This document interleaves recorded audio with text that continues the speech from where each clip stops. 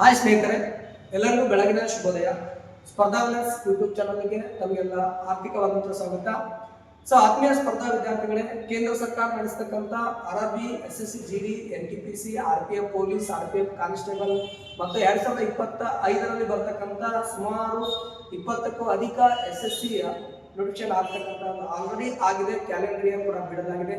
ಎಲ್ಲರಿಗೂ all the best, ಸ್ಟಡಿಯನ್ನು continue ಮಾಡಿ ಅಂತ ಹೇಳ್ತಾ ಇಂದಿನ ತರಗತಿಯಲ್ಲಿ ನಾವೇನಪ್ಪ ಅಂತಂದ್ರೆ ಕೇರಳ ರಾಜ್ಯದ ವಿಶೇಷತೆ ಕಂಪ್ಲೀಟ್ ಅಂತಲ್ಲ, SSC, RRB, NTPC, RPF ಏನೇನು ಕೇಳ್ತಾರೆ ಅಂದ್ರೆ ಸ್ಟ್ಯಾಟಿಕ್ ಜಿಕೆ, ಆ ಸ್ಟ್ಯಾಟಿಕ್ ಜಿಕೆಯನ್ನು ಕುರಿತು ನೋಡೋಣ. ಸಂಕ್ಷಿಪ್ತವಾದ ಒಂದು ಮಾಹಿತಿ. ಕೇರಳ ರಾಜ್ಯದ ಒಂದು ರಾಜಧಾನಿ ಯಾವುದಪ್ಪ ಅಂತ ಕೇಳಿದ್ರೆ ನಾವು ತಿರುವನಂತಪುರ ಅಂತ ಹೇಳ್ತೇವೆ. ಇದು ಕೇರಳ ರಾಜಧಾನಿ. ಆಮೇಲೆ ಆಡಳಿತದ ಭಾಷೆ ಯಾವುದಾಗಿದೆ? ಮಲಯಾಳಂ. ಮತ್ತೆ ಇಲ್ಲಿರ್ತಕ್ಕಂಥ ಪ್ರಮುಖವಾದಂತ ಜಾನಪದ ನೃತ್ಯಗಳು ಕುದಿಯಟ್ಟಂ, ತೆಯಂ ಅಂತಕ್ಕಂಥದ್ದು. ಈ ತೆಯಂ ಅಂತಕ್ಕಂಥದ್ದು SDA, FDA ಎಕ್ಸಾಮ್ ಕೂಡ ಕೇಳಲಾಗಿದೆ. ಇನ್ನು ಶಾಸ್ತ್ರೀಯ ನೃತ್ಯ, ಜಾನಪದ ಮತ್ತು ಶಾಸ್ತ್ರೀಯ ನೃತ್ಯ ಅಂತ ಹೇಳ್ತಾರೆ ಬರ್ತಾವೆ. ಒಟ್ಟು ಭಾರತದಲ್ಲಿ ಶಾಸ್ತ್ರೀಯ ನೃತ್ಯಗಳು ಎಷ್ಟದವ? 9 ಅದಾವ. 9ನೇ ಶಾಸ್ತ್ರೀಯ ನೃತ್ಯ ಯಾವ್ದಪ್ಪ ಅಂತಂದ್ರೆ ಚೌ ಅಂತ ಕರಿತೀವಿ, ಇತ್ತೀಚೆಗೆ ಘೋಷಣೆ ಮಾಡಲಾಗಿದೆ. ಮೋಹಿನಿ ಅಟ್ಟಮ್ಮ ಶಾಸ್ತ್ರೀಯ ನೃತ್ಯ, ಇದನ್ನ ಮಹಿಳೆಯರು ಆಡ್ತಾರೆ. ಕಥಕ್ಕಳಿ ಅಂತಕ್ಕಂಥದ್ದು ಇದು 2ನೇ ಈ ರಾಜ್ಯದ ಒಂದು ಶಾಸ್ತ್ರೀಯ ನೃತ್ಯ, ಇದು ಪುರುಷರು ಮಾಡ್ತಾರೆ. ಪ್ರಮುಖವಾದಂತ ನದಿ ಯಾವುದು ಕೇರಳ ರಾಜ್ಯದ್ದು? ಪೇರಿಯಾರ ಅಂತ ಕರಿತೀವಿ. ಇಲ್ಲಿರ್ತಕ್ಕಂಥ ಕಣಿವೆ ಮಾರ್ಗ, ಸೈಲೆಂಟ್ ವ್ಯಾಲಿ ಕಣಿವೆ ಮಾರ್ಗ. ಪ್ರಮುಖ ಅಣೆಕಟ್ಟು ಮುಲ್ಲಾಪೆರಿಯಾರ ಅಂತ ಕರಿತೀವಿ. ಮುಲ್ಲಾಪೆರಿಯಾರ ಪ್ರಮುಖ ಅಣೆಕಟ್ಟು. ಕೇರಳ ರಾಜ್ಯದ ಪ್ರಮುಖವಾದಂತಹ ಬಂದರು ಯಾವಪ್ಪ ಅಂತಂದ್ರೆ ಪಶ್ಚಿಮ ಬಂದರು. ಆಮೇಲೆ ಸರೋವರ, ವೆಂಬನಾಡು ಸರೋವರ ಪ್ರಸಿದ್ಧವಾದಂತಹ ಒಂದು ಸರೋವರ. ವೆಂಬನಾಡು ಸರೋವರ ಪ್ರಸಿದ್ಧವಾದಂತ ಬಂದರು ಪಶ್ಚಿಮ ಬಂದರು. ಆಣೆಕಟ್ಟು ಮುಲ್ಲಾಪೆರಿಯಾರ್, ಕಣಿವೆ ಮಾರ್ಗ ಸೈಲೆಂಟ್ ವ್ಯಾಲಿ, ಪ್ರಮುಖ ನದಿ ಪೆರಿಯಾರ, ಶಾಸ್ತ್ರೀಯ ನೃತ್ಯ ಮೊಹಿನಿಯಟ್ಟ ಮತ್ತು ಕಥಕ್ಕಳಿ, ಜಾನಪದ ನೃತ್ಯ ಕುದಿಯಟ್ಟ ಮತ್ತು ತೆಯಂ, ಆಡಳಿತ ಭಾಷೆ ಮಲಯಾಳಂ, ಆಮೇಲೆ ರಾಜಧಾನಿ ತಿರುವನಂತಪುರ. ಈ ಕಡೆ ಬಂದ್ರಿ, ಒಟ್ಟು ಇಲ್ಲಿರ್ತಕ್ಕಂಥ ವನ್ಯಜೀವಿ ಧಾಮಗಳು ಎಷ್ಟಪ್ಪ ಅಂತಂದ್ರೆ ಸುಮಾರು 14 ಪ್ರಮುಖ ವನ್ಯಜೀವಿ ಧಾಮಗಳಿದಾವೆ. ಹೌದಾ?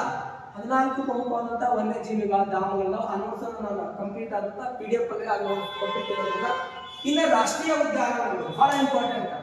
ರಾಷ್ಟ್ರೀಯ ಉದ್ಯಾನಗಳು ಎಷ್ಟದಾವ್ರಿ ಕೇರಳ ರಾಜ್ಯದಾಗ? 6. 1 ಆನೆಗುಳಿ, 2 ಕುಮಾರಕೋಮ, 3 ಪೇರಿಯಾರ, 4 ಸೈಲೆಂಟ್ ವ್ಯಾಲಿ, 5 ಎರ್ನಾಕುಲಂ. ಈ ಎರ್ನಾಕುಲಂ ಏನಿದೆ ಕೇರಳ ರಾಜ್ಯದ ಅತ್ಯಂತ ದೊಡ್ಡದಾದಂತ ರಾಷ್ಟ್ರೀಯ ಉದ್ಯಾನವನ. ಕೇರಳ ರಾಜ್ಯದ್ದು ನೆಕ್ಸ್ಟ್ ಆಗದು ಮದಿಕೇತನ ಅಂತ ಕರಿತೀವಿ. ಇವು 6 ಕೇರಳ ರಾಜ್ಯದ ರಾಷ್ಟ್ರೀಯ ಉದ್ಯಾನವನಗಳು. ಪ್ರಮುಖ 4 ಅಂತಾರಾಷ್ಟ್ರೀಯ ವಿಮಾನ ನಿಲ್ದಾಣಗಳು. 1 ಕೊಚ್ಚಿ, ಇನ್ನೊಂದು ತಿರುವನಂತಪುರಂ, 3 ಕ್ಯಾಲಿಕಟ್, 4 ಕಣ್ಣೂರು ಅಂತ ಕರೀತೀವಿ. 4 ಅಂತಾರಾಷ್ಟ್ರೀಯ ವಿಮಾನ ನಿಲ್ದಾಣಗಳು ಕಂಡು ಬರ್ತಾವ. ಪ್ರಮುಖವಾದಂತಹ ಹಬ್ಬಗಳು ಓಣಂ, ಪೂರಂ ಮತ್ತು ವಿಶು ಅಂತ ಕರೀತೀವಿ. ಈ 3 ಪ್ರಮುಖ ಹಬ್ಬಗಳು ಓಣಂ, ಪೂರಂ ಮತ್ತು ವಿಶು ಅಂತ ಕರಿತೀವಿ. ಕೇರಳ ರಾಜ್ಯವನ್ನ ದೇವರ ಭೂಮಿ ಅಂತ ಕರಿತೀವಿ. ಈ ಕೇರಳ ರಾಜ್ಯದ ಕೊಚ್ಚಿಯಲ್ಲಿ ಹಡಗು ಕಟ್ಟುವ ಕಾರ್ಖಾನೆ ಕೂಡ ಕಂಡು ಬರುತ್ತೆ. ಆನೆ ಸಂರಕ್ಷಣಾ ತಾಣ ಪೇರಿಯಾರ. ಹುಲಿ ಸಂರಕ್ಷಣಾ ತಾಣಗಳು 2, ಪೇರಿಯಾರ್ ಮತ್ತು ಪಂಬಿಕುಲಂ ಅಂತ ಕರಿತೀವಿ. ಪರಂಬಿಕುಲಂ 2 ಪ್ರಸಿದ್ಧವಾದಂತಹ ಹುಲಿ ಸಂರಕ್ಷಣಾ ತಾಣಗಳು. ಪ್ರಮುಖ ಬೀಚ್ ಕೋವೆಲಂ ಬೀಚ್ ಮತ್ತು ವರಕುಲಂ ಅಂತ ಕರಿತೀವಿ. 2 ಪ್ರಮುಖವಾದಂತಹ ಬೀಚ್ಗಳು. ನದಿ ದಂಡೆಯ ಮೇಲೆ ಇರ್ತಕ್ಕಂಥ ನಗರಗಳು ಯಾವಪ್ಪ ಅಂತಂದ್ರೆ 2 ನೋಡಿ. ಪ್ರಸಿದ್ಧವಾದ ಕಾಸರಗೋಡು, ಚಂದ್ರಗಿರಿ ನದಿ ದಂಡೆ ಮೇಲೆ ಕಂಡು ಬರುತ್ತೆ. ಕೊಚ್ಚಿನ್ ಮತ್ತು ಕೋಡಂಗಲ್ಲೂರು ಅಂತ ಕರಿತೀವಿ. ಪೆರಿಯಾರ್ ನದಿ ದಂಡೆ ಮೇಲೆ ಕರೀತೆ. ಕರಾವಳಿ ಒಂದು ತೀರವನ್ನ ಮಲಬಾರ್ ತೀರ ಪ್ರದೇಶ ಅಂತ ಕೂಡ ಕರೆಯಲಾಗುತ್ತೆ. ನೋಡ್ರಿ, ಕರಾವಳಿ ತೀರ, ಮಲಬಾರ್ ತೀರ, ನದಿ ದಂಡೆ ಮೇಲೆ ನಗರಗಳು ಕಾಸರಗೋಡು, ಚಂದ್ರಗಿರಿ, ಕೊಚ್ಚಿ, ಕೊಡಂಗಲ್ಲೂರು, ಪೇರಿಯಾರ್. ಪ್ರಮುಖ ಬೀಚ್ಗಳು ಕೋವೆಲಂ ಬೀಚ್ ಮತ್ತು ವರಕಲಂ ಬೀಚ್. ಹುಲಿ ಸಂರಕ್ಷಣಾ ತಾಣ 2, 1 ಪೇರಿಯಾರ್, ಪರಂಬಿಕುಲಂ. ಆನೆ ಸಂರಕ್ಷಣಾ ತಾಣ ಪೇರಿಯಾರ್. ಹಬ್ಬಗಳು ಓಣಂ, ಪೂರಂ ಮತ್ತು ದಿಶು. ದೇವರ ಭೂಮಿ ಕೊಚ್ಚಿಯಲ್ಲಿ ಹಡಗು ಕಟ್ಟುವ ಕಾರ್ಖಾನೆ ಕಂಡು ಬರುತ್ತೆ. ವಿಮಾನ ನಿಲ್ದಾಣಗಳು 4, ಕೊಚ್ಚಿ, ತಿರುವನಂತಪುರಂ, ಕ್ಯಾಲಿಕಟ್, ಕಣ್ಣೂರು.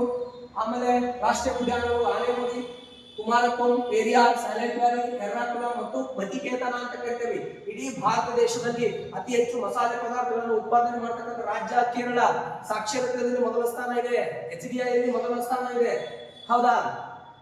ಮತ್ತೇನಪ್ಪ ಅಂದ್ರೆ ಮಹಿಳಾ ಸಾಕ್ಷರತೆಯಲ್ಲಿ ಮೊದಲ ಸ್ಥಾನ, ಪುರುಷರ ಸಾಕ್ಷರತೆಯಲ್ಲಿ ಮೊದಲ ಸ್ಥಾನ ಇದೆ, ಲಿಂಗಾನುಪಾತದಲ್ಲಿ ಮೊದಲ ಸ್ಥಾನ ಇದೆ. ಎಲ್ಲ ಕಂಪ್ಲೀಟ್ ಆದಂತಹ ಮಾಹಿತಿಯನ್ನ ಎಷ್ಟು ಸಾಧ್ಯವೋ SSC, GD, RRB, NTPC ಗೆ ಅಷ್ಟೆಲ್ಲ ಮಾಹಿತಿಯನ್ನು ಕೊಟ್ಟಿದ್ದೀನಿ. ಸೊ ಇನ್ನು ಯಾರು ನಮ್ಮ ಚಾನಲ್ ಸಬ್ಸ್ಕ್ರೈಬ್ ಆಗಿಲ್ಲ ಎಲ್ಲರೂ ದಯವಿಟ್ಟು ಸಬ್ಸ್ಕ್ರೈಬ್ ಆಗಿ ಸಪೋರ್ಟ್ ಮಾಡಿ ಶೇರ್ ಮಾಡಿ 2025ರಿಂದ ಧಮಾಕವಾಗಿ SSC ಹೌದಾ ಯಾವುದೇ ನೋಟಿಫಿಕೇಶನ್ ಕೂಡ ಅದಕ್ಕೆ ತರಗತಿಗಳನ್ನು ಮಾಡೋಣ ಅಂತ ಹೇಳ್ತಾ ಇಂದಿನ ಈ ಒಂದು ತರಗತಿಯನ್ನು ಮುಗಿಸೋಣ. ಜೈ ಹಿಂದ್, ಜೈ ಕರ್ನಾಟಕ.